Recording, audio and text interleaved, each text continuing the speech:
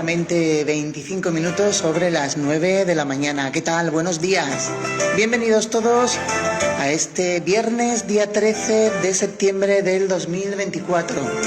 Y lo hacemos a través de la sintonía de Radio Esquina, la luz y la voz de Sanlúcar. Recordaros que podéis sintonizarnos en el 97.6 del dial, también a través de mi página, de la página web de Radio Esquina, de mi Facebook personal, Esperanza Franco Pipió, que luego subiremos al Facebook de Radio Esquina, también en las repeticiones de la tarde y la noche y de madrugada. Y por supuesto, aquellos que quieran participar en directo, hacer alguna pregunta a nuestros invitados, pueden hacerlo a través del 633 82 71 03. Así que sin más demora, pues comenzamos y lo hacemos saludando a nuestro compañero Juan José Suárez Durán. Muy buenos días. ¿Qué tal? Buenos días, muy bien, muy bien. Esperanza, tenemos que agradecer a la gente que nos apoya y nos, pues sí, nos siguen visita, muchísimo. Sí, ¿no? Qué barbaridad. Sí. Mira que yo hablo poquito, pues me conocen en la calle. Sí, ¿no? Te dicen, claro, muy bien. Me dice, ¿tú eres la de la radio? Eso está bien. Digo, eso está bien. y si no hablo.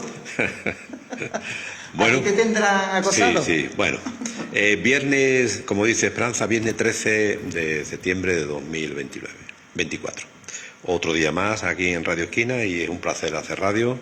Y es viernes y como siempre, esta hora está ocupada por nuestro pediatra favorito, nuestro médico que nos informa de una manera muy didáctica de muchos temas sanitarios que también es importante, importantísimo para saber dónde estamos, dónde llegamos y siempre está muy, muy informado.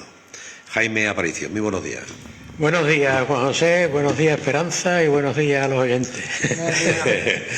Hoy nos plantea, es verdad, que el título es, cuando Esperanza me lo pasa, me gustó porque el viaje, no el viaje de Gulliver, ni el viaje sino el viaje de los microbios. El viaje de los microbios. ¿Por qué? Bueno, evidentemente todo el mundo sabe que los microbios viajan, pero muchas veces viajan a través de vectores o a través de personas. A mí me llamó mucho la atención porque yo, como es lógico, pues sigo la actualidad sanitaria y me gusta porque, bueno, el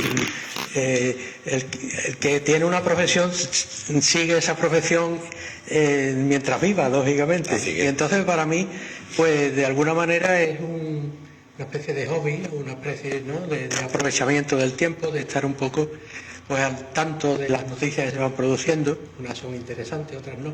Pero me llamó mucho la atención, entre las noticias que yo recibo habitualmente, de revistas profesionales y de periódicos sanitarios y demás, una información que decía el viaje de los microbios. y la verdad es que es apasionante, porque profundizando un poco en el tema, pues te das cuenta de que, bueno, que la medicina es algo que va continuamente avanzando, continuamente investigando, continuamente interpretando o incluso escudriñando en el porqué de las cosas, ¿no? Porque nosotros muchas veces no nos conformamos con informaciones superficiales, sino que muchas veces pues queremos ir al fondo del asunto, porque si te enteras de cuál es la causa, pues puede tener mucho más accesible el remedio para eso. Entonces eso me llevó, leyendo la información, me llevó a recordar un programa que tuvimos, que yo lo tengo además en los programas que hacemos, evidentemente, bueno, lógicamente tienen una pequeña preparación, como es lógico, y me llevó a recordar, a ver dentro de los archivos, un tema que tratamos aquí en la friolera de julio del 2017. Hace 7 años. Aquí en el otro... Efectivamente. Bueno, y era referente a una enfermedad que genera bastante calentamiento de cabeza a los pediatras, que somos los que habitualmente nos enfrentamos con estos cuadros, que era una enfermedad que decía, ¿esto qué tiene que ver con las motos? No tiene nada que ver con las motos. Es la enfermedad de Kawasaki. Ah, verdad. ¿Te acuerdas? Me acuerdo, es verdad. Bueno, pues esto ha sido buscando cuál es la causa, porque la causa de la enfermedad de Kawasaki es desconocida. Y si acaso nos da un poco de tiempo haremos una pequeña y somera descripción de cuál es la enfermedad cuando hablemos del tema este.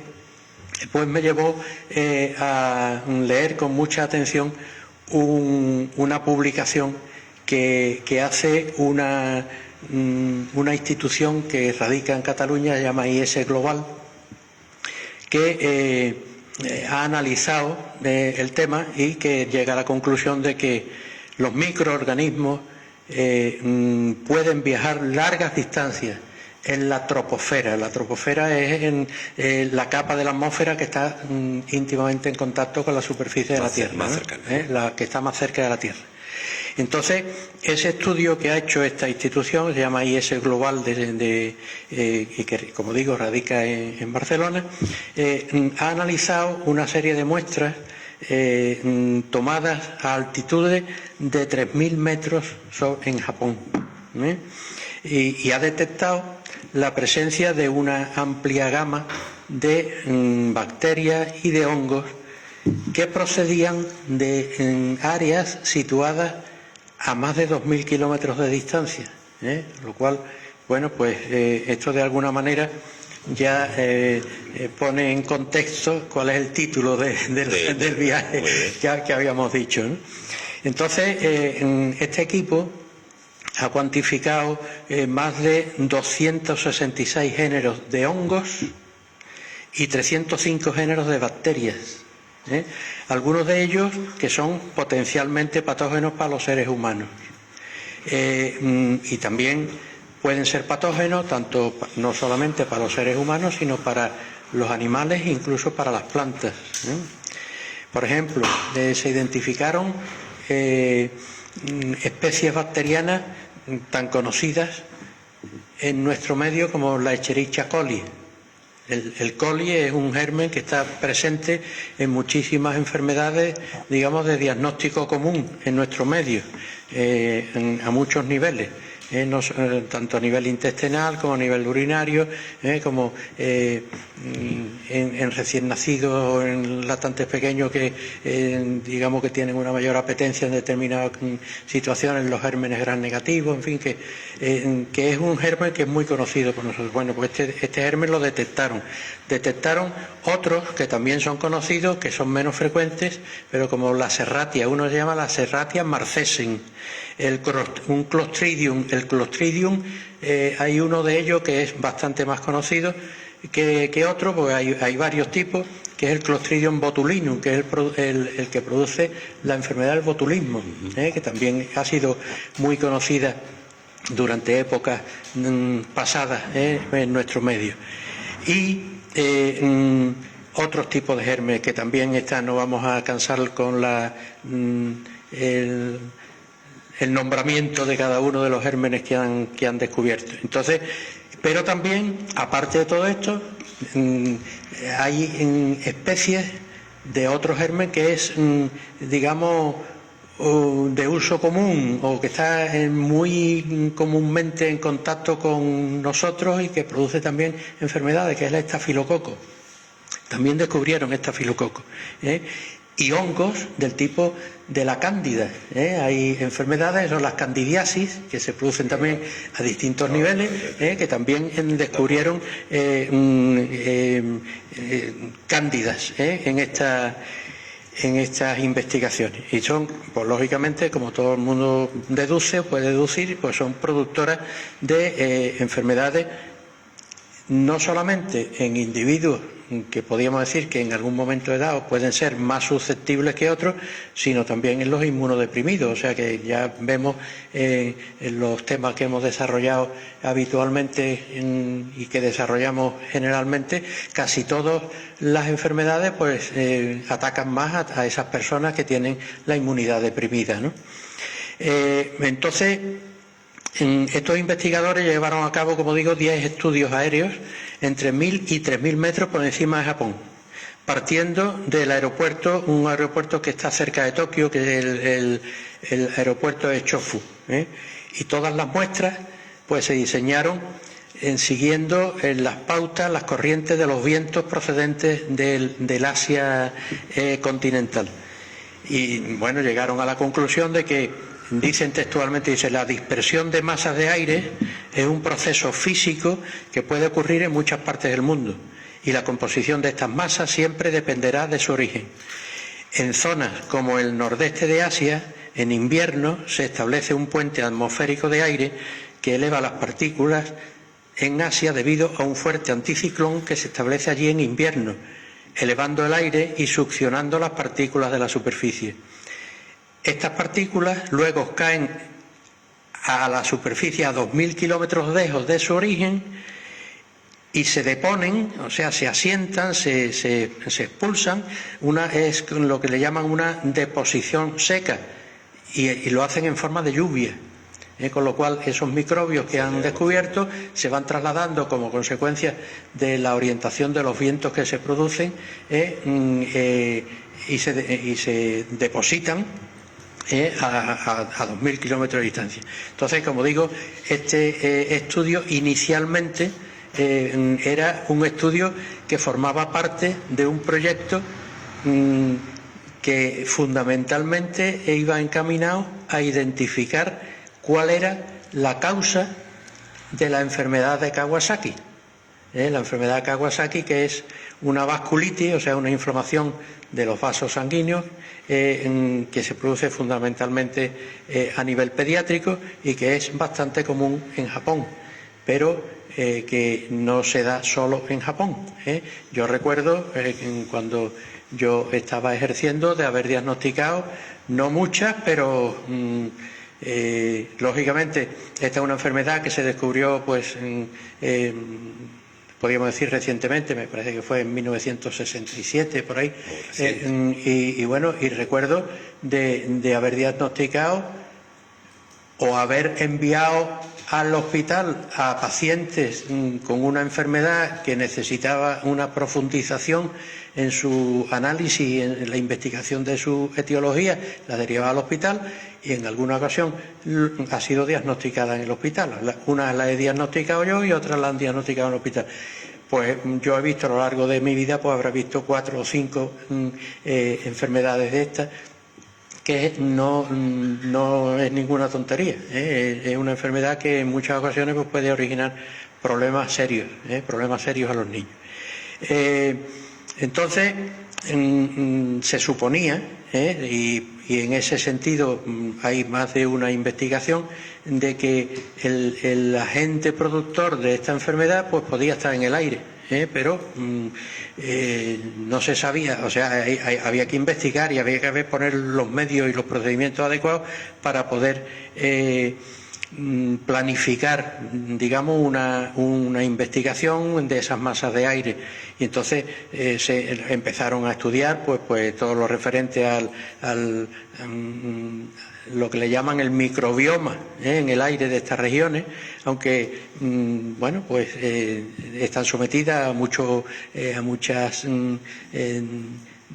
digamos eventualidades referentes a las direcciones del aire, a la posición de los distintos caracteres atmosféricos, pero bueno, la investigación seguía y pues lógicamente permitió demostrar que había una propagación amplia de microorganismos a miles de kilómetros de distancia, lo cual bueno, pues representa de alguna manera un cambio en la comprensión de cómo la salud humana se puede ver afectada por patógenos que prosperan en un ambiente muy distante al nuestro, o sea que no es solamente esas enfermedades que se nos transmiten a través de mosquitos o a través de personas que vienen de otros países y que traen ellos el germen, sino que el propio aire puede traérnoslo, ¿no? Y entonces, bueno, pues esto es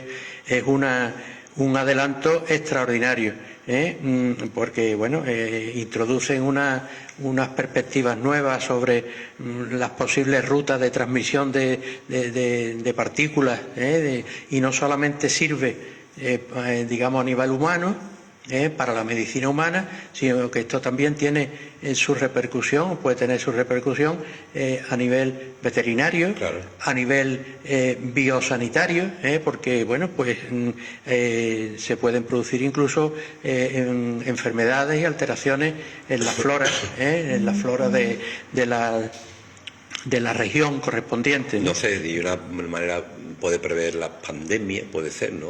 Por lo menos el estudio que sirve para distribución del Sí, virus lo que a través pasa, del aire. bueno, que eso evidentemente son líneas de investigación que están abiertas, que todavía pues no, porque bueno, la reciente pandemia esta que hemos tenido del COVID-19, esto no ha sido transmitido por el aire, Claro. sino que ha sido transmitido por personas que transportaban ese virus, ¿no? Y que han sido, digamos, los portadores. Entonces, el trabajo incluso ha permitido detectar microorganismos con determinadas resistencias a antibióticos. Incluso, bueno, hay gérmenes que por determinadas circunstancias desarrollan una resistencia a antibióticos. Algunos la resistencia que desarrollan es específicamente a un antibiótico concreto, pero hay otros gérmenes que desarrollan resistencia a muchos antibióticos, y hay cuadros en los cuales pues el médico se encuentra un poco entre la espada y la pared, ¿no? Se encuentra inerme para poder luchar contra esa enfermedad, porque ese germen se ha hecho resistente a muchísimos antibióticos, y entonces resulta de que es muy complicado dar con cuál es la solución para ese tema, ¿no? Entonces, bueno, en la mayoría de los casos los microorganismos que se han detectado pues son de alguna manera conocidos, bueno, y se sirve para profundizar en los mecanismos de transmisión, en las condiciones ambientales, que también los estudios meteorológicos han unido también al estudio y al desarrollo de todos estos cuadros. Nos permite este estudio ver, por ejemplo, que determinadas partículas pues han estado viajando incluso varios días. O sea, se tiene la noción y se tiene la evidencia mediante estos trabajos que esos microorganismos, esos microbios han estado viajando durante días a través de la atmósfera, ¿no? Son resistentes, ¿no? Y son muy resistentes. Además, en muchas ocasiones, como hemos dicho, se depositan sobre el terreno y afectan, digamos, a los cultivos. Se depositan también en la troposfera, en la atmósfera más cercana a la Tierra, y se depositan en forma de lluvia seca. Entonces, si hay una lluvia seca en un momento determinado, pues puede darse la circunstancia de que a 3.000 o 4.000 kilómetros de distancia se haya podido transportar, según las condiciones meteorológicas, un determinado germen que aparece en un lugar en el que pues prácticamente no es muy conocido. Este estudio, evidentemente, no es una prueba concluyente necesariamente de una relación entre la presencia de determinados gérmenes y la tal, pero va por una buena, digamos, dirección. Claro. Va por una buena dirección. Y, bueno, pues de alguna manera sirve para allanar el camino en futuras investigaciones. Y me hizo mucha gracia porque en esta noticia que aparecía decía "The answer, my friend, is brewing in my wine", que era la respuesta está en el aire. El estribillo de aquella canción que trabajaba, que cantaba Bob Dylan, en la respuesta está en el aire. Entonces, pues podría de alguna manera definir la investigación que han realizado esta empresa o este instituto de estudios catalanes. Y los resultados, como la canción bien dice, pues indican que la respuesta está en el viento. Está en el viento. Concretamente, la clave parece ser que la gente transportada por el aire, y que probablemente en algunas ocasiones se ha determinado, se ha pensado que pudiera ser una toxina, pues también pueden ser microbios que son transportados y que son capaces de desencadenar pues ese trastorno vascular a que a qué me refería. La enfermedad de Kawasaki, para hacer un recordatorio, como digo, fue descrita por primera vez, me parece que fue en 1967, y fue descrita por un científico japonés, de ahí el nombre, ¿no? Bueno, normalmente muchas de las enfermedades que se conocen y que tienen nombres propios, pues tienen el nombre propio de la persona que la descubrió o que la describió. Entonces este japonés se llamaba Kawasaki. Y es una enfermedad que sigue siendo una gran desconocida para la comunidad médica, porque no solamente afecta a niños, que afecta a niños de manera preferente, pero también se pueden afectar a adultos. Y es, podríamos decir, la primera causa de cardiopatía adquirida en niños. Es la primera causa de enfermedad, de cardiopatía, enfermedad del corazón, producida en niños. Es muy difícil de diagnosticar, ya que en muchas ocasiones hace su presencia de una manera que se parece mucho a cómo empiezan otros tipos de enfermedades infantiles. Y tiene la particularidad, como digo, de que puede provocar dilataciones, aneurismas, que se llaman, dilataciones en las arterias coronarias, y se producen problemas bastante importantes que, si no se atajan a tiempo, pues pueden desarrollar una enfermedad invalidante, podríamos decir, para el futuro de los niños. Varios equipos, desde su descubrimiento, han intentado conocer a lo largo de la historia de la medicina qué es lo que provoca esa enfermedad, porque su incidencia parecía estar aumentando en los últimos años, porque llegó el momento en que se decía que podía haber una enfermedad de Kawasaki por cada 1.600 personas, o sea, un caso por cada 1.600 personas, o sea, que no es ninguna tontería, no es poco. Se vio, porque esto se ha estado investigando continuamente, que en muchos casos parecía que la causa era producida por una inhalación de partículas. ¿De qué partículas? Pues no se sabía qué partículas eran. Podían ser, como he dicho antes, toxinas, podían ser algunos microbios de estos que hemos hablado, de que virus, que también se pueden transportar.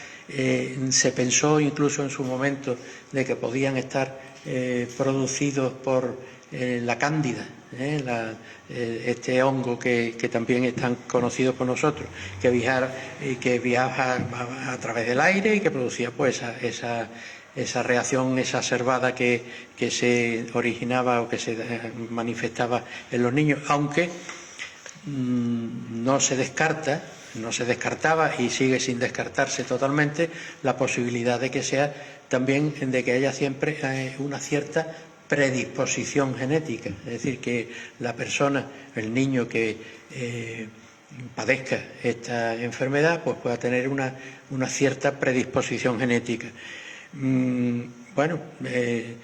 Se comprobó en algunas ocasiones o en algunos casos estudiados que esto podía ser así. Entonces, se han estudiado de muchas diferentes maneras, hay incluso involucrado, como en todas las investigaciones, y en la actualidad se producen con bastante frecuencia, se ponen en marcha para el estudio o la investigación de determinadas causas y problemas médicos, se ponen en marcha programas informáticos, y se ha investigado también mediante programas informáticos.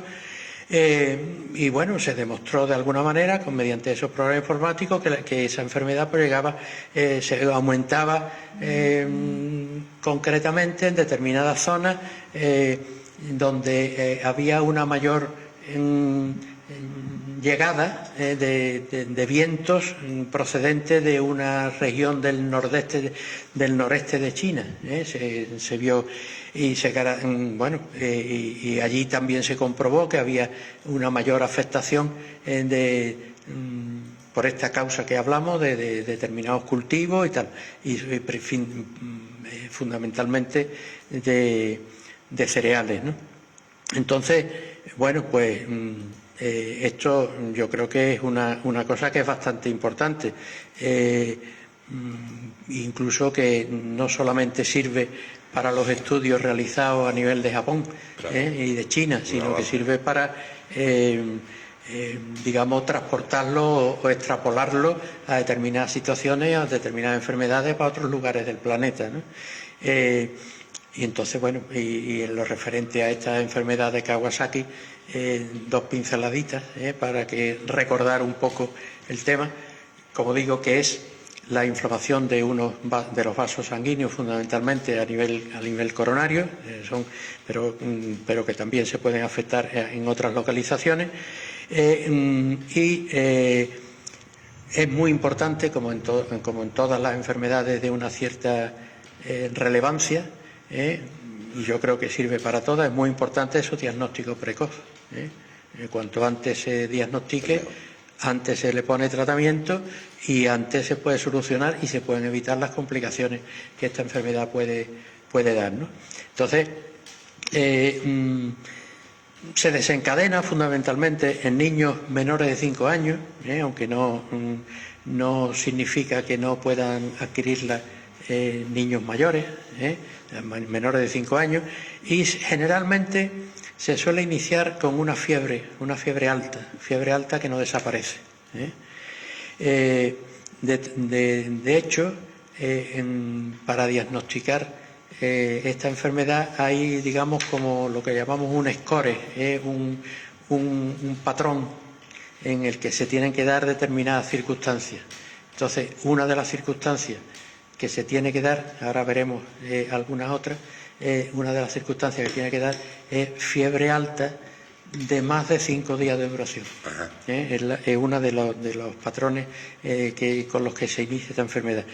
Entonces, otros síntomas, pues bueno, otros síntomas y como digo, sirven para corroborar o pensar de una manera fundamentada en la posible existencia de esta enfermedad. Se produce también una conjuntivitis que es la inflamación de la conjuntiva. La conjuntiva ocular se produce un enrojecimiento de los ojos, lo cual no es, digamos, exclusivo de esta enfermedad, porque bueno, puede haber conjuntivitis y es una de las características que se mencionan, que es una conjuntivitis no supurativa, es decir, no es una conjuntivitis con eliminación de exudado, con lagaña, no, es un enrojecimiento de la conjuntiva exclusivamente. Una inyección, se te ponen los ojos rojos. Entonces, eso por una parte. Otra, un cierto edema de las extremidades. Se produce una cierta, para nivel vulgar, que a nivel médico no es esa la definición, pero a nivel vulgar es como si se inflamaran, como dice, estoy inflamado, ¿no? Tengo inflamadas las piernas, a lo mejor lo que tiene es un edema en las piernas o un edema en los brazos, no es una inflamación. La inflamación en medicina es otra cosa. Entonces, bueno, se produce un edema de las extremidades. Se puede producir cambios en la mucosa bucal. En la mucosa de la boca se puede producir un gran enrojecimiento también, con descamación en algunas ocasiones, aparecen llaguitas, pero sobre todo inflamación de la mucosa, un enrojecimiento importante de la mucosa de la boca. Se produce erupciones cutáneas, hay la aparición, como vulgarmente la gente lo conoce, como un arrojo. Como sucede con el sarampión, con la rubeola, pero eso es una erupción cutánea en la que no aparecen ampollas como en otras erupciones que aparecen en la infancia. Aparece una inflamación de los ganglios linfáticos, tanto a nivel de cuello, o a nivel submandibular, axilar, en todos los lugares donde hay en ganglios linfáticos puede aparecer esa inflamación. Y un signo muy característico que incluso en algunas ocasiones casi se produce al comienzo, que es una descamación en las manos, en los pies y en el área genital. Puede producirse. Y cuando esta enfermedad en alguna ocasión se puede sospechar en lactantes pequeños, uno de los síntomas que se van buscando es la descamación alrededor de las uñas, los pulpejos, los dedos. Pues eso ya te da una idea de por dónde pueden ir los tiros. Entonces, son características que definen la enfermedad y que, digamos, ponen en guardia para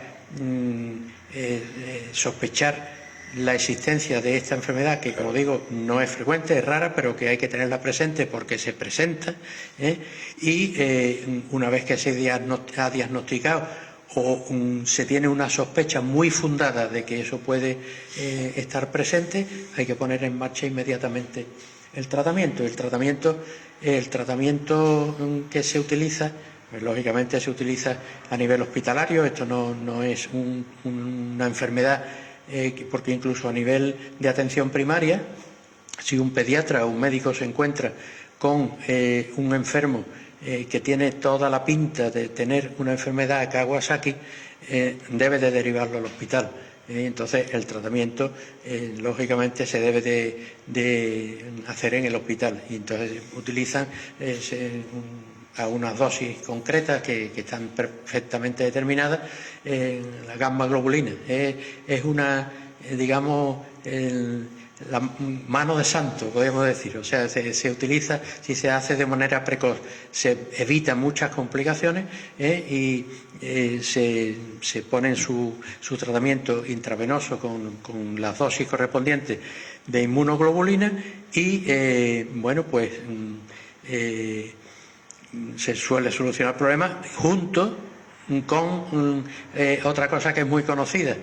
Pues la inmunoglobulina a nivel, digamos, vulgar, pues sí, se puede tener una idea y se puede tener un cierto conocimiento por algunas otras circunstancias, pero un preparado que es extraordinariamente conocido a nivel vulgar es la aspirina, el ácido acetilsalicílico. Entonces, bueno, pues se utiliza normalmente en el tratamiento de esta enfermedad, se utiliza la gamma globulina intravenosa y la administración de ácido acetilsalicílico. La mayoría, cuando se pone el tratamiento de una manera precoz, y suelen ser fundamentalmente niños, aunque vuelvo a repetir, no se puede decir que no existan adultos, también puede existir.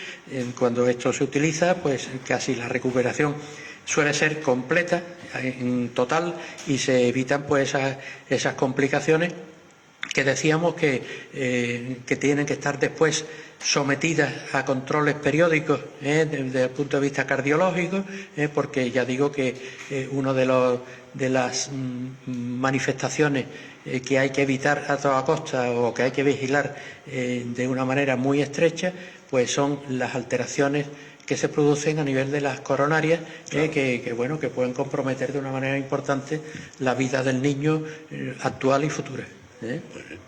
Bueno, por lo menos hay ya síntomas. Hay una línea de investigación que parece que está, digamos, por buen camino, y que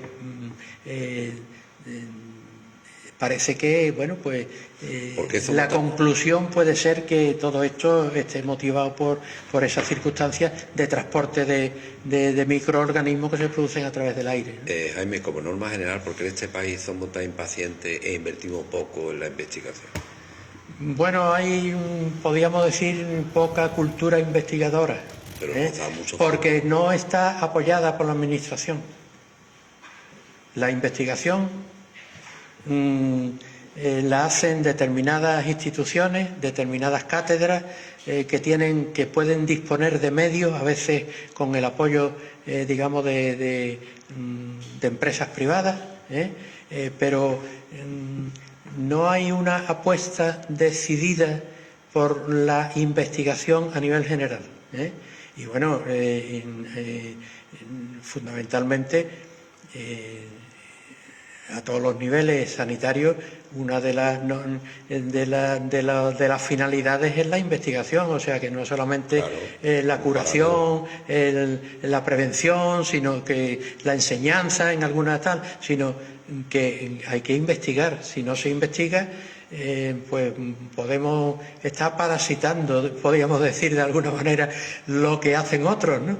Entonces nosotros tenemos que despertar y tenemos que darnos cuenta de que el apoyar la investigación es digamos una inversión económica que da sus frutos y que no siempre da sus frutos, pero si no se hace, si no se busca, no se encuentra. Tú imaginas lo que te ha traído hoy la línea de investigación que tú has traído. Importante, importantísima.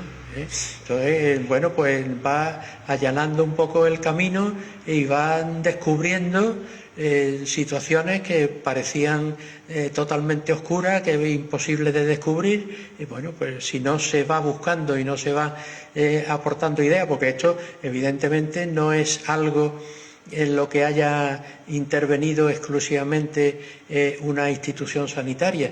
Esto ha sido producto del apoyo es una investigación, podríamos decir, multifactorial, es decir, han intervenido profesionales de muchos campos, no solamente de la medicina.